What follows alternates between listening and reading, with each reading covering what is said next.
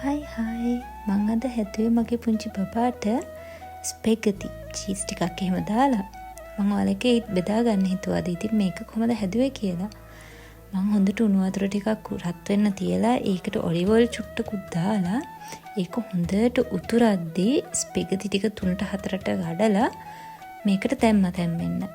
තැම්බුණාට පස්සේ යාට කන්න පුළුවන් තරමට තැම්බිලාද්දි කියලා බලලා ඉවර වෙලා මං ඒක බාගත්තා.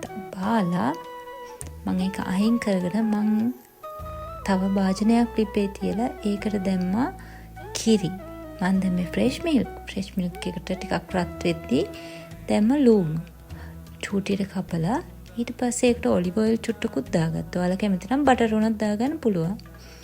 ඊට පස්සේ මම මේක හොඳට රත් වෙද්දී මේකට චීස් කෑලි දෙකක් දැම්මා. හැපි කව් වගේ චීස් කෑලි දෙකක් තමයි දැම්මේ. ඔයාලට කැමති චීස් වර්ගයක් ගන්නවා වගේ බබා කන්න කැමති.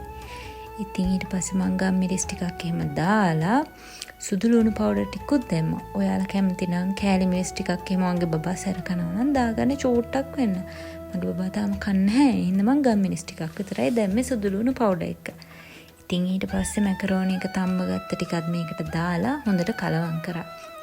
ඉතින් මේ කී ටික උපු ගතියට ඇවිල්ලා ස්පෙගතියකට උනනකම්ම වගේ මං හොඳට මේක කලවම් කරලා තියාගත්තා.